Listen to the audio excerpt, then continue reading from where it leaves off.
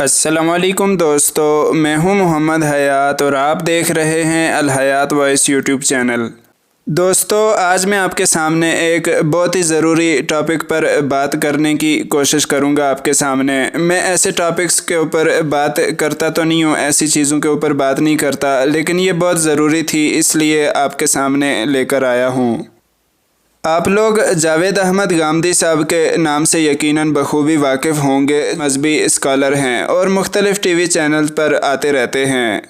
میرا ان سے کوئی ذاتی اختلاف نہیں ہے، لیکن کچھ دن پہلے ہی انہوں نے لائیو شو میں انٹرویو دیتے ہوئے کہا کہ میرا مشورہ یہ ہے کہ کرونا کی وجہ سے اگر مساجد بند ہیں تو عوام کو چاہیے کہ آن لائن باجماعت نماز ادا کرے، کہ امام ایوان صدر اسلام آباد میں کھڑا ہو اور لوگ اپنے اپنے گھروں میں اس کے پیچھے نماز ادا کریں، ریڈیو، ٹی وی یا انٹرنیٹ وغیرہ کے ذریعے سے۔ تو دوستو، اسلام کے اندر اس طرح سے کرنا یہ جائز بھی ہے یا نہیں، یہ بتانے کے لیے ہمارے ساتھ موجود ہیں حضرت مولانا مفتی فضل حق صاحب، جو کہ اس کی شرعی حیثیت بھی واضح کریں گے۔ دوستو، یہ بات سراسر قرآن اور حدیث کے بالکل خلاف ہے، اس لیے کوئی بھی فقہ، آج کل کے جتنے بھی مسلک ہیں، دیوبندی ہیں، بریلوی ہیں، اہل حدیث ہیں، سب کے نزدیک یہ چیز سرے سے بالکل جائز ہی نہیں ہے۔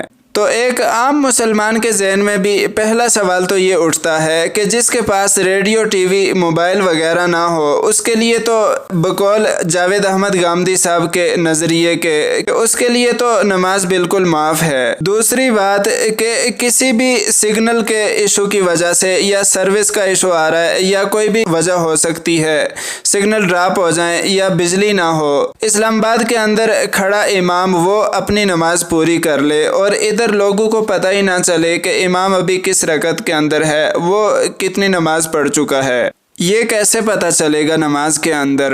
دوستو، صحابہ کرام تو ان کی نماز کے اندر جو چیز بھی رکاوٹ بنتی، چاہے وہ ان کی کتنی قیمتی چیز ہوتی، وہ اس کو بالکل سرے سے ختم کر دیتے تھے، غائب کر دیتے تھے۔ ایک مشہور واقعہ ہے جو کہ آپ لوگوں نے بھی اکثر نے سنا ہوگا۔ ایک صحابی اپنے باغ کے اندر نماز پڑھ رہے، ایک پرندہ اندر داخل ہوا، وہ ادھر ادھر گھومتا رہا، لیکن اس کو باغ سے درختوں کے پتوں سے باہر نکلنے کا راستہ نہ ملا۔ صحابی کی توجہ اس کی طرف گئی نماز کے اندر ہی، اور وہ اسی کے اندر منہمک ہو گئے کہ میرا کتنا بڑا باغ ہے جس سے پرندے کو نکلنے کا راستہ بھی نہیں مل رہا، اور وہ یہ بات بالکل بھول گئے کہ میں نے کتنی رکعتیں پڑھی ہیں یا کتنی رکعتیں ہو چکی ہیں، میں کون سی رکعت میں ہوں۔ جب سلام پھیرا تو ان کو اتنا غم لاحق ہوا کہ اس باغ کی وجہ سے میری ساری نماز خراب ہو گئی۔ فوراً حضور صلی اللہ علیہ وسلم کی خدمت میں حاضر ہوئے اور وہ اپنا پورا باغ ہی اللہ کی راہ میں وقف کر دیا، حضور صلی اللہ علیہ وسلم کو صدقہ کر دیا کہ یہ آپ کہیں بھی دین کے کاموں کے اندر خرچ فرما دیں۔ تیسری بات کہ امام اور مقتدیوں کے درمیان اتصال ہونا ضروری ہے کہ دونوں ایک ہی جگہ کے اندر کھڑے ہوں۔ کوئی شخص اگر امام اور مقتدیوں کو دیکھے تو وہ یہی سمجھے کہ یہ دونوں ایک ہی جگہ میں گٹھے کھڑے ہیں۔ جیسے حدیث کے اندر آیا ہے کہ اگر درمیان میں کوئی راستہ ہو یا کوئی نہر ہو یا دیوار بھی ہو تو وہ مقتدی اس امام کے ساتھ نہیں سمجھے جائیں گے۔ تو اس معاملے کو ہم کیسے حل کریں گے؟ دوستو، میری بات تو کوئی غیر معتبر بھی ہو سکتی ہے، اس لیے ہم اپنے مفتی صاحب حضرت مولانا مفتی فضل حق صاحب سے بھی اس کے بارے میں سنتے ہیں کہ وہ اس بارے میں کیا فرماتے ہیں۔ وہ ٹی وی چینل پہ آ کے شریعت کی تشریح کر رہے ہیں۔ اس نے دو باتیں ذکر کی۔ ایک بات وہ یہ کر رہے ہیں کہ علماء کا کام صرف اپنی رائے دینا ہے، باقی جو حکم ہوگا وہ حکومت کا چلے گا، اور تمام معاملات چاہے وہ دینی ہو، انتظامی ہو، علماء کا کام اپنی رائے دینا ہے، اپنی رائے دیں۔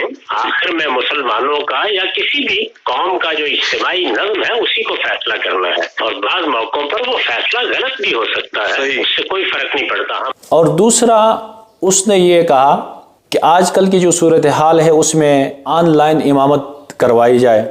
میں نے تو یہ مشورہ دیا ہے اپنی بہت سی گفتگوؤں میں کہ آپ ایوان صدر سے جماعت کا اہتمام کر دیں اور لوگ آن لائن گھروں میں پڑھ لیں۔ امام ایوان صدر میں ہو اور مقتدی پورے پاکستان میں کراچی سے لے کر گلگت بلتستان تک جہاں جہاں ہیں وہ آن لائن اس کا اقتدا کر لیں۔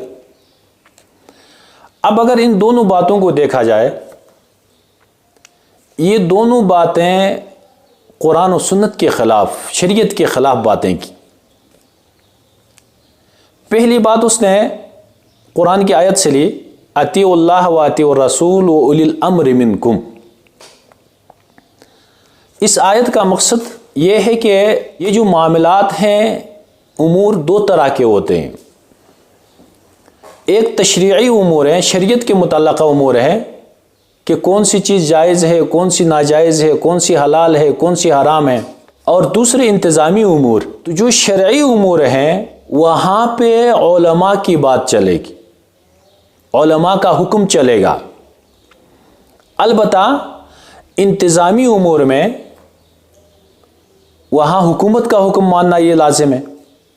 اور دوسری بات جو امامت کے بارے میں، یہ شریعت کے بالکل خلاف، کسی بھی مذہب میں کسی بھی مکتب فکر نے اس کا قول نہیں کی۔ ائمہ میں آپ دیکھیں، امام اعظم ابو حنیفہ رحمۃ اللہ علیہ، امام شافعی رحمۃ اللہ علیہ، امام احمد بن حنبل رحمۃ اللہ علیہ، امام مالک رحمۃ اللہ علیہ، اور اسی طرح آج کل جتنے بھی مکاتب فکر ہیں، چاہے وہ دیوبندی مکتب فکر سے ہو اور اسی طرح بریلوی مکتب فکر سے ہو، کسی نے بھی اس کا قول تو دور کی بات، اس کا تصور بھی نہیں کیا ہوگا۔ کیونکہ شریعت کے اندر امامت کا جو قانون ہے اس کے لیے مکان کا متحد ہونا، ایک ہونا یہ ضروری ہے۔ اگر امامت میں صفوں کے درمیان فاصلہ بڑھ جائے، ایک روڈ درمیان میں فاصل آ جائے، تو وہاں سے وہ اقتدا ٹوٹ جاتا ہے۔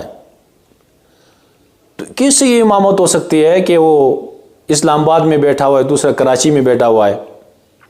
تو ایسی باتوں کو سننا اور اس سے متاثر ہونا، اصل میں ایک گروپ ہے، ایک جماعت ہے، وہ تمام باتوں کو عقل کے دائرے میں پرکھتے ہیں، حالانکہ شریعت عقل کا تابع نہیں ہے، شریعت نقل ہوتا ہے۔ ہمیں جس طرح نقل آئے اسی پہ عمل کرنا ہمارے اوپر لازم ہوتا ہے۔ جیسے کہ علی رضی اللہ تعالیٰ عنہ کے بارے میں آتا ہے، وہ کہتے ہیں اگر دین عقل کا تابع ہوتا تو ہم موزے کا مسح نیچے طرف سے کر لیتے، کیونکہ گندگی لگنے کا جو احتمال ہے وہ نیچے طرف سے ہوتا ہے۔ تو ایسے لوگوں سے ہمیں سننا اور ان سے متاثر ہونا یہ بالکل کسی حال میں یہ جائز نہیں ہے۔ اور سب سے بڑی افسوس کی بات تو یہ ہے کہ ہمارے مسلمانوں میں بہت سارے ایسے لوگوں کو سنتے ہیں اور اس سے متاثر ہوتے ہیں اور اس پہ تبصرے بھی کرتے ہیں۔ تو اللہ رب العزت ہمیں ان باتوں کو سمجھ کے ان پہ عمل کرنے کی توفیق عطا فرمائے۔